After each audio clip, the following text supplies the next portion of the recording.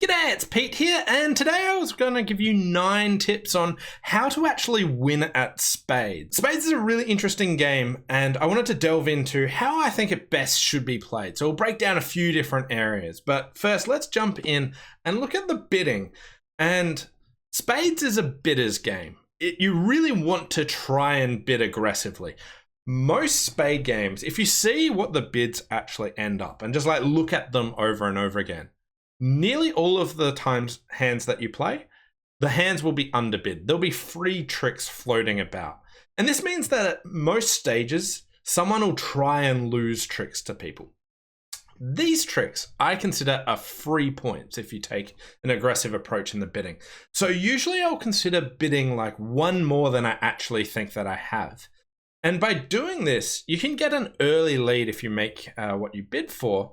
And this will force your opponents into taking risky actions that they might not be willing to try for. So basically, in the bidding, try and bid one more than you actually want to go for. And that'll give you a good shot. So usually the way that I approach this is when thinking about the bidding, I think 3 is like an average hand. You want to be bidding for 3 on a lot of things. If you got anything that remotely looks like 3 tricks, give it a shot and bid for that. If you got a really bad hand, I despise going 1. I'm just not bidding 1. Even if I can't imagine where my second trick is coming from, I'm gonna bid 2. Obviously, nil is a special kettle of fish. But basically, for me, 2 says a bad hand, 3 is my average hand, and I really try and strive to bid for 4 or 5. What usually happens is most other players want to play it safe because of how the scoring works, where if you go down, you get this big negative, but if you get extra tricks, it's not that much of a penalty. So by how people are incentivized, most people are cautious. If you overbid, they'll still be cautious. And once they've done that, they'll try and target that. So number 1 tip, try bidding more aggressively.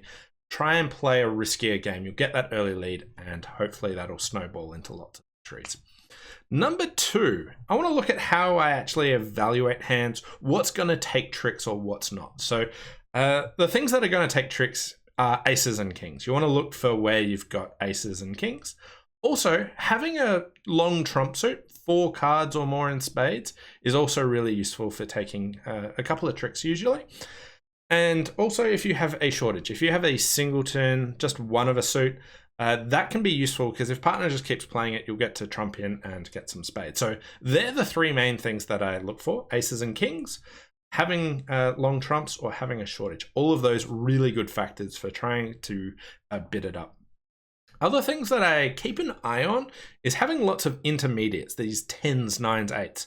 What happens is if you've got a lot of them, near the end of the hand when it's usually still underbid, people will try and duck tricks to people, and if you're the person with all the intermediates, you're the one that's going to collect it, because there'll just be some stray 2 played at the end and your 8 will win, and you won't be able to have done too much about it. It's hard to evaluate all those, but what you'll notice is if you have lots of those 10s, 9s, and 8s, you'll be the one collecting the extra trick there. So tip number 2 was aces and kings are good for taking tricks, long trumps are good for taking tricks, and shortages are taking tricks. Be optimistic when you have those. If you have none of those, then you can be a bit pessimistic. Tip number 3 is we want to keep an eye on the scoreboard. It is really important to work out what you actually need to do to win. So if you can go for a win, it's really, really important. So let's look at an example. Let's say we're playing spades first to 200. And we're currently on 130 points as a partnership. If partner goes 3, and I think I've only got 3 tricks, I would almost always go 4 and really take that risky option to see, can we squeeze out that extra trick? And the reason for that is being on 190 gives the opponents lots of chances for comebacks with nils, blind nils, beating us later, all kinds of things. If you can end the game sooner, it is really valuable to try and go for it, even if it's a little bit risky. So you want to keep an eye on the scoreboard, work out what do you actually need to do to actually get to finish the game, or also, are the opponents shooting for the win? If they are, what do you need to do to try and get ahead of them, even if this includes blind nil? If you don't think that you can get ahead of them because you're that far behind, Can you get them too many bags? That'll send them back under. You really want to keep an eye out on the scoreboard as the game's approaching near the end and work out what do we need to do to end the game if we're ahead or keep the game going if we're behind. That's the most important thing. Too often do I see people letting one side go for the win and the other side, well, like we've only got a few tricks, we'll go for that. And they just take their loss, giving themselves no chance. Even if you think it's a really minute chance and you're behind, you really need to try and go for that. So on to tip number 4, and also while we're on it, tip number 5 and 6. These are all about talking about nil and the different positions of this. So first I wanted to start off, when should you be going for nil? And what things make it good, what things make it a bit dangerous. So the very first one is looking at what your partner's bid.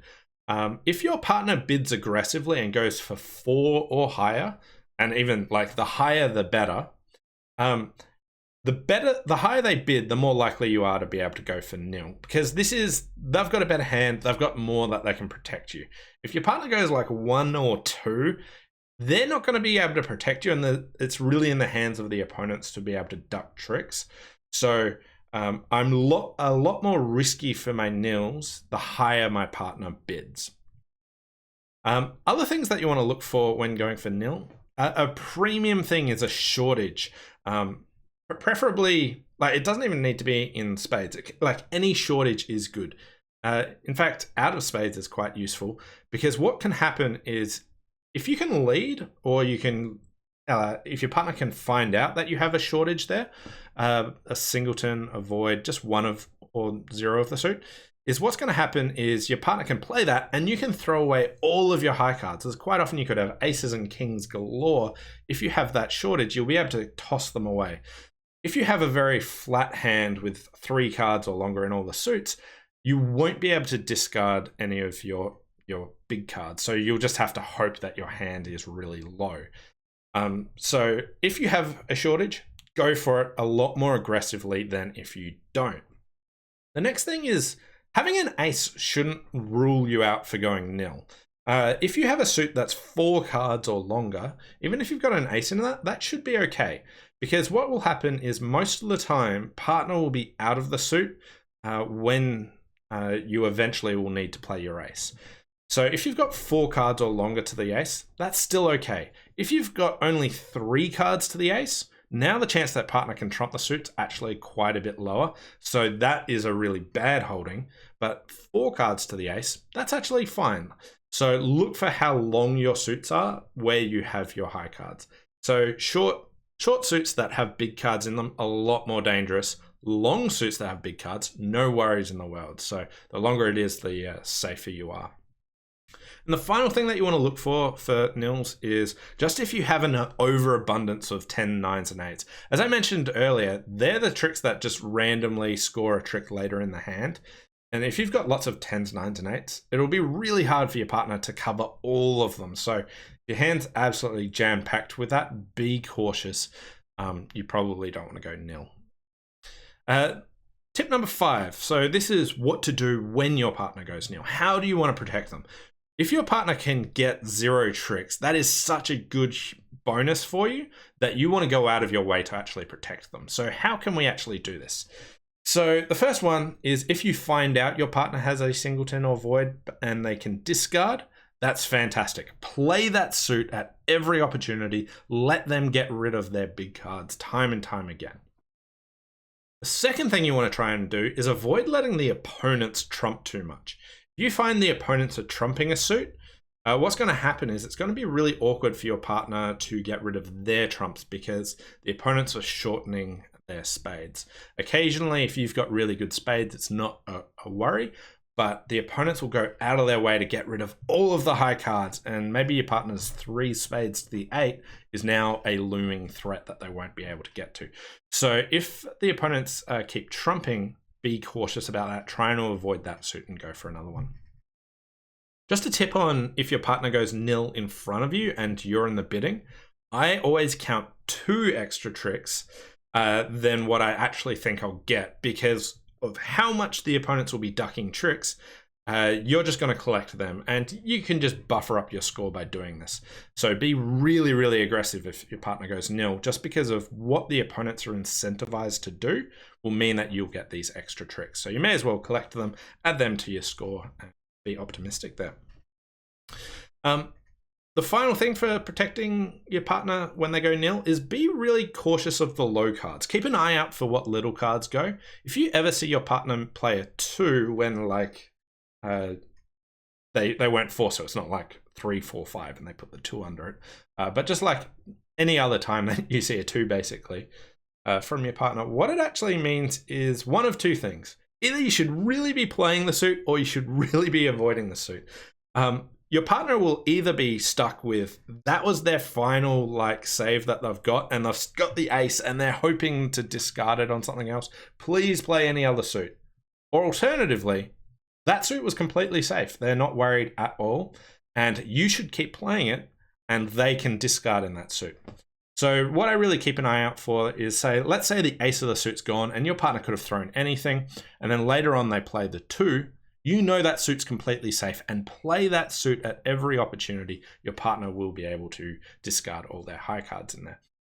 Whereas if the suit gets played a couple of times and there's still some missing honors, your partner's 2 should be a warning sign that they're really struggling in that suit. Please play a different suit. So tip number 6, this one's about when the opponents go nil, what can you actually do for that? So if we're trying to break the opponent's nil, what sort of techniques are there? So one that I like to try and do is lead intermediate cards through the partner of the nil. And what happens is they have to guess, do they go high or do they go low? But by forcing them to choose early before their partner, they'll have to work out how high they have to go, and they can't always guess right. And intermediates are this awkward number of like, oh, like maybe they can go under. And this can even range down to like 10 through to like 6, right? They're like, oh, can partner get under that or not? And if they choose wrong, you might just break the nil. If you're leading through the nil player, you typically want to lead the lowest card you have in the suit and just make them guess in front of their partner how high they can go. Often they'll just expend their really low cards a little bit too early in that case. Whereas I think maybe they should play a bit of a higher card while partner has this obvious chance to beat that. But that can also be a risk as well. Another technique that you can use to try and break the nil is if you can find the partner of the nil player having to trump in, keep doing that. You make them trump in again and again and again just to protect their partner. That will shorten their trumps and they won't be able to protect their partner in the trump suit. So by making them trump in, it'll shorten their ability, and you now create this danger menace for the nil player that maybe your side can now duck a spade to them and cause some havoc there. So if you can make the partner of the nil player do it, go for it. Also, in similar vein, if your side can cross trump, both use all your big spades, you want to do so trumping in high. You're not too worried about getting all your tricks. You really need to try and break the nil. So you want to rough high as long as you know the nil player can't under-ruff you, because if they can ever get rid of their spades in that process, that's really good for them. But if you know that they're going to be following suit and can't play a spade, get rid of your high spades. That will create another danger for them. So for tip number 7, I wanted to talk about how to take more tricks in general with just good card play. Too often I see people try and rush to get their tricks really early on, which just opens up the other players easy access to getting their tricks.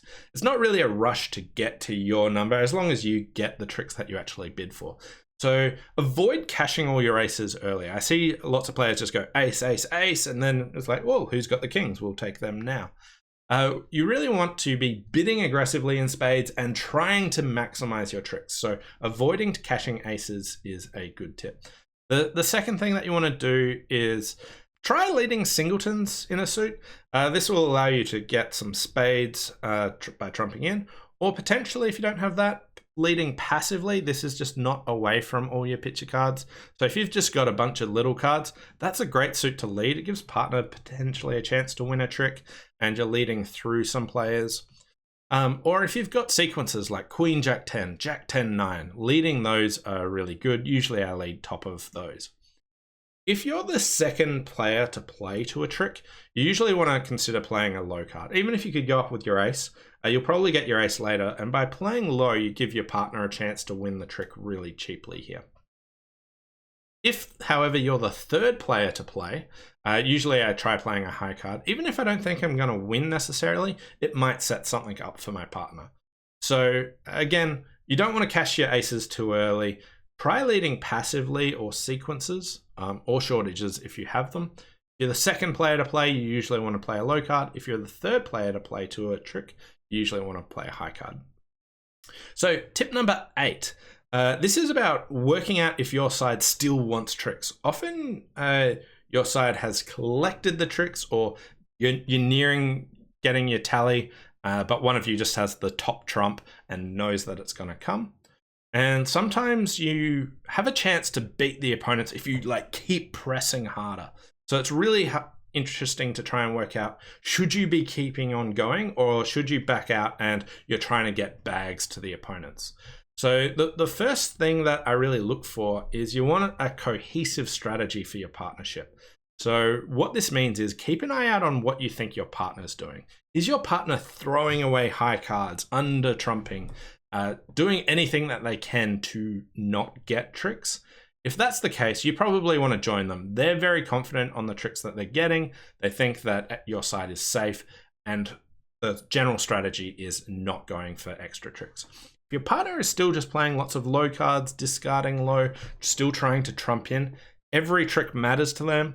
Every trick should probably matter to you, and you should be really keen to maybe go to punish the opponents, keep going for extra tricks. So look for those things, work out, what's your partner trying to do? Are they still trying to get more tricks, or are they happy with the number of tricks that they've got?